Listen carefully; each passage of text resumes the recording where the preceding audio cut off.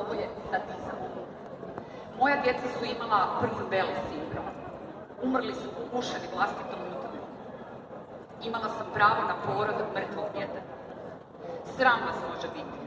Kao društvo i kao državu da ste stvorili atmosferu linča u kojoj je sreća da ti djetetovo srce prestane kucati što prije.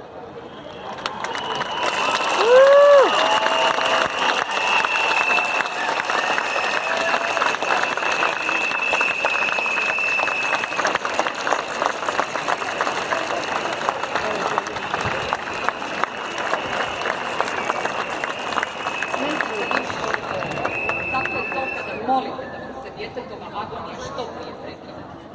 Kada ti duša ostane na kolama, kada se nadaš smrti, jer života tu nema.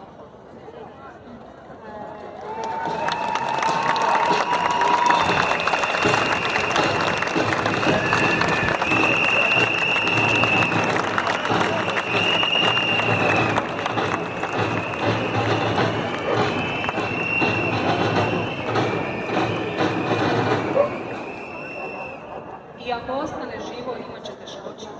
I to ne bilo kakve. Majka će svake godine na vještačenje da dokaže kako je dijete s teškoćama. Pokušat će dobiti status roditelj njegovatelj, pa će je odbiti jer ima samo tu.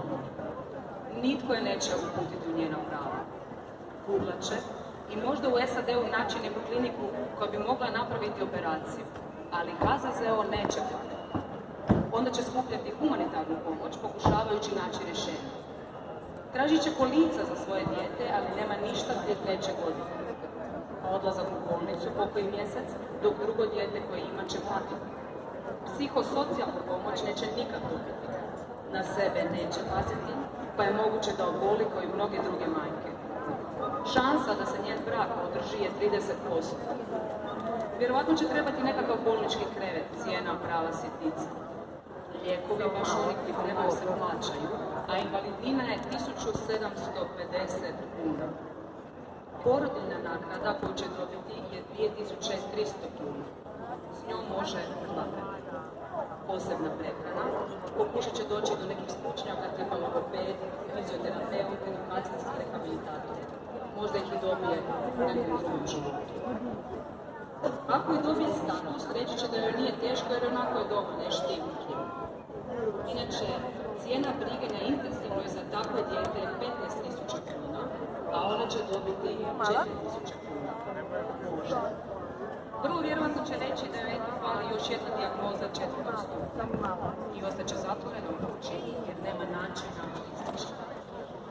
Naša se država jako brine za svoje najranjivije. Stalno zovu, stalno pitaju kako si, trebaš li nešto. Socijalnog radnika će vidjeti prvi put kad ide